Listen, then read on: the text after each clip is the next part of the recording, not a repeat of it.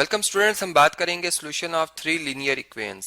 और ये बात आप जानते हैं कि सोल्यूशन जो थ्री लीनियर इक्वेशंस का वो पॉइंट होता है जो कि हम यूं कहेंगे कि कॉमन होता है उन तीनों लाइंस के लिए, चूंकि लीनियर इक्वेशन लाइन को रिप्रेजेंट करती है ग्राफ में। तो तीन लाइंस जब हम ड्रॉ करते हैं, फर्ज करें ये एक लाइन है, ये दूसरी लाइन, सेगमेंट्स चले मैंने ड्रॉ कर ली, और थर्ड लाइन सेगमेंट भी अगर इसी पॉइंट से गुजरे तो ये पॉइंट ऑफ कॉन्करेंसी जो है यही सोल्यूशन सेट होता है। ठीक है, जो कि हम ग्राफिकली देख सकते हैं। अब यहाँ पर हम जो है इसको फाइंड करने जा रहे हैं, जो कि मैट्रिक्स मेथड से भी निकाल सकते हैं। ठीक है, वो भी हमारे पास एक मेथड है, लेकिन यहाँ पर हम इसे एलिमिनेशन या सब्स्टिट्यूशन के मेथड से जो है वो फाइंड करेंगे।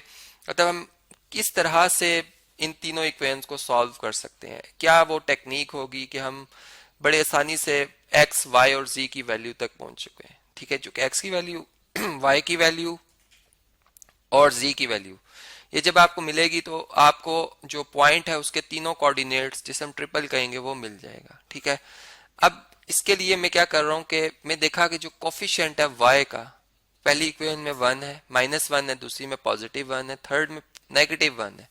इसका मतलब कि अगर मैं इक्वेशन नंबर 2 को 1 में ऐड करूं और 3 में ऐड करूं तो मैं इनसे जो न्यू एलिमिनेटेड इक्वेशन निकालूंगा, ठीक है, उसमें y खत्म हो चुका होगा। ठीक है, तो मैं यहाँ पर क्या लिख रहा हूँ जी, मैं यहाँ पे यूं लिखूंगा कि एडिंग इक्वेशन नंबर 1 एंड 2। ठीक है, और जबकि यहाँ मैं लिखूंगा इस तरह से, चले मैं सेपरेशन लाइन भी लगा देता हूँ कि इस पार्ट में मैं लिखूंगा adding equation, EQN short form है, 2 एंड 3। ठीक है, तो चले इनको मैं कॉपी कर लेता हूँ। पहले मैं इक्वेशन नंबर 1 को कॉपी करता हूँ विद नेम। ठीक है, ताकि लेबल्ड हो, पता चले कि इक्वेशन नंबर 1 लिखी थी। यहाँ पर मैं इक्वेशन नंबर 2 कॉपी कर रहा हूँ, जो कि इधर मैं लिखूंगा, और यहाँ भी लिख रहा हूँ। ठीक है, और अब इधर मुझे 3 भी कॉपी करनी पड़ेगी क्योंकि मैंने यहाँ पर 3 को ऐड करना है 2 में। ठीक है, तो ये आ गई इक्वेशन नंबर 3। यहाँ तक क्लियर होगी बात। अब देखें इसमें जब हम इन्हें ऐड करेंगे, चलें यहाँ तक स्क्रीन को रख लेते हैं, तो ऐड करने के बाद जो रिजल्ट मिलेगा वो मैं इस लाइन के नीचे लिखूंगा। ठीक है, यहाँ भी इसी तरह से, यहाँ से देखें आप तो y से कैंसिल हो जाएगा, चूंकि अपोजिट साइन के साथ है, मैग्नीट्यूड सेम है, क्वांटिटी सेम है। ठीक है, x और 2x ऐड होके 3x आ जाएंगे, जबकि 2z और z ऐड होके 3z आ जाएंगे, इज इक्वल टू 6 + 3 9। ठीक है, ये हम ऐड करें इसलिए मैं पॉजिटिव साइन यहाँ पे यूज कर रहा हूँ। यहाँ भी हम इन्हें ऐड कर रहे हैं, तो देखें यहाँ पे क्या आ जाएगा 5x, यहाँ से y से कैंसिल 0y आ जाएगा, प्लस z में ऐड होके 2 टाइम्स z आ जाएगा और इक्वल टू 9। ठीक है, अब देखिए इसमें इसको मजीद सिंप्लीफाई कर सकते हैं कि अगर मैं 3 कॉमन लिखूं तो ये क्या आएगा x + z is equal to 9, और अगर 3 से डिवाइड कर लें तो x + z जो है वो किसके इक्वल आ जाएगा 9 डिवाइडेड बाय 3 के। ठीक है, और x + z जो है वो किसके इक्वल आ जाएगा, वो 3 के इक्वल आ जाएगा। ठीक है, अब देखें हमारे पास एक इक्वेशन ये आ गई। अब सब्स्टिट्यूशन मेथड भी हो सकता है और एलिमिनेशन मेथड भी हो सकता है। ठीक है, इक्वेटिंग कोफिशिएंट मेथड भी हो सकता है। इसे मैं कह रहा हूं कि ये इक्वेशन नंबर 5 है। ठीक है, अब आप देखें कि अगर मैं इस इक्वेशन को 2 से मल्टीप्लाई कर दूं तो ये इनके कोफिशिएंट बराबर हो जाएंगे, इक्वेट हो जाएंगे कोफिशिएंट। तो बेसिकली मैं इक्वेटिंग कोफिशिएंट मेथड को यहाँ पर यूज करने जा रहा हूँ। मैं इस पूरी इक्वेशन को 2 से मल्टीप्लाई कर रहा हूँ। ठीक है, जो मैंने लिख दिया शॉर्ट फॉर्म में, चूंकि टाइम की लिमिटेशन की वजह से ऐसा मैं कर रहा हूँ। ये 2x हो जाएगा प्लस 2z हो जाएगा। आप प्रॉपर सारे स्टेप्स बाय रिटर्न स्टेटमेंट्स लिखें इसे। ठीक है, प्रॉपर प्रेजेंटेशन दें इसकी।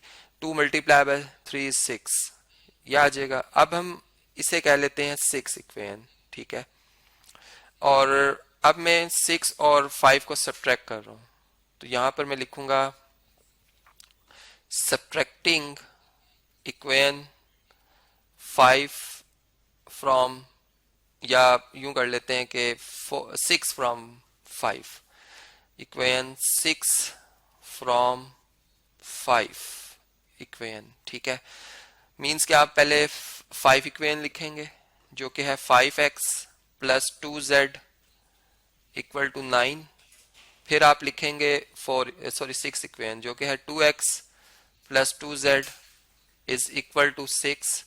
अब आप इन्हें सब्ट्रैक्ट कर रहे हैं तो साइन तमाम के चेंज होंगे, यहाँ पे साइन चेंज कर देंगे, z से कैंसिल, 5x में से 2x कम कर लें 3x आ जाएगा, और 9 में से 6 माइनस कर लें 3 आ जाएगा, और x इज इक्वल टू आ जाएगा 3 डिवाइडेड बाय 3 जो कि 1 के इक्वल है। ठीक है, तो आपको x की वैल्यू मिल गई। आप x की इस वैल्यू को अब आप अपनी किसी भी गिवन इक्वेशन में दर्ज कर सकते हैं, मतलब अगर 4 इक्वेशन में पुट कर लें। ठीक है, तो चले मैं यहाँ तक कॉपी कर इसको स्क्रीन को ले आता हूँ सामने। ठीक है, अब हम यूं लिखेंगे जी, put x is equal to 1 in equation number 4। ठीक है, 4 इक्वेशन को मैंने जो मल्टीप्लाई नहीं किया था b2 से, ये वो इसकी मैं बात कर रहा हूँ जिसमें x प्लस z जो है वो इक्वल टू 3 लिखा हुआ है। ठीक है, अब इसमें आप जब x की जगह 1 लिखेंगे तो 1 plus z is equal to 3 आ जाएगा। ठीक है, या हम यूं कह सकते हैं कि z इज इक्वल टू 3 और 1 दूसरी तरफ शिफ्ट होके माइनस हो जाएगा। ठीक है, और z किसके इक्वल आ जाएगा, 2 के इक्वल आ जाएगा। अब देखें आपको x और z की वैल्यू मिल गई, x 1 है और z 2 है। y की वैल्यू फाइंड करने के लिए हम इक्वेशन नंबर, चलें इनमें से कोई एक सिलेक्ट कर लेते हैं, 1 सिलेक्ट कर लेते हैं। ठीक है, तो इससे मैं कॉपी कर रहा हूँ और यहाँ पर हम इसे पेस्ट कर लेते हैं। अब हम यहाँ पे एक स्टेटमेंट लिखेंगे कि put x equal to 1 and y is equal z is equal to 2 in equation number 1। ठीक है, तो हमारे पास क्या आ जाएगा रिजल्ट, x की जगह क्या लिख रहे हैं हम 1। ठीक है, यहाँ पे y 1y है, -1y है, -1y ही लिखा, और z की जगह क्या लिख रहे हैं हम, एक तो +2 आ रहा है लेकिन z की जगह क्या लिख रहे हैं 2, तो यहाँ पे 2 आ जाएगा, और ये किसके इक्वल है, 6 के, यहाँ पे 6 लिखेंगे। अब देखें 1, बल्कि यूं पहले लिख लेते हैं, इसको सॉल्व कर लेते हैं। 1 to 2 time 4 is equal to 6, 4 और ये 1 प्लस का, इसका साइन यहाँ पे है। ठीक है, 4 और 1 ऐड होके कितने हो जाएंगे 5। ठीक है, ये 5 minus y is equal to 6 आ जाएगा।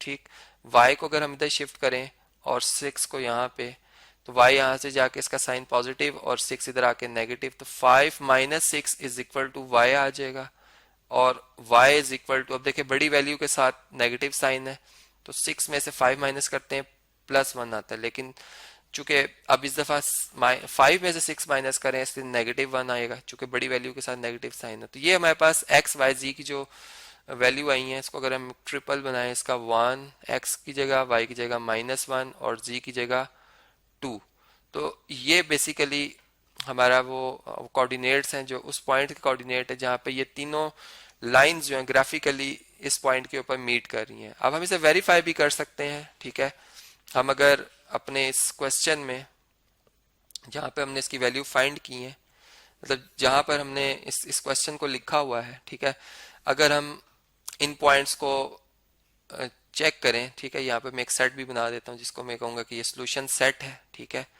एस जिसे हम लिख लेते हैं, तो ये देख सकते हैं आप x की जगह 1 लिखें, देखें 1 आएगा, y की जगह आप -1 लिख रहे हैं, ऑलरेडी माइनस मौजूद है, ये +1 हो जाएगा, और z की जगह आप 2 लिख रहे हैं तो 2 2 ज़ा 4, और ये किसके इक्वल आ रहा है 6 के, जो कि ट्रू है। इसी तरह यहाँ पे x की जगह 1 लिखेंगे, ये 2 हो जाएगा, 2 में z की जगह 2 लिखेंगे 4 हो जाएगा, 4 में से आप y की जगह -1 लिखेंगे, 4 में से 1 माइनस कर लें 3 आता है, ट्रू हो गया। इसी तरह x की जगह आप 1 लिखेंगे, y की जगह -1 लिखेंगे और z की जगह 2 लिखेंगे, तो देखें 3 1 ज़ा 3 और ये +1 हो जाएगा क्योंकि माइनस माइनस प्लस, तो 3 + 1 4 4 + 2 6, तो ये भी ट्रू। इसका मतलब कि हमने अपना जवाब भी वेरीफाई कर लिया जो कि दुरुस्त है।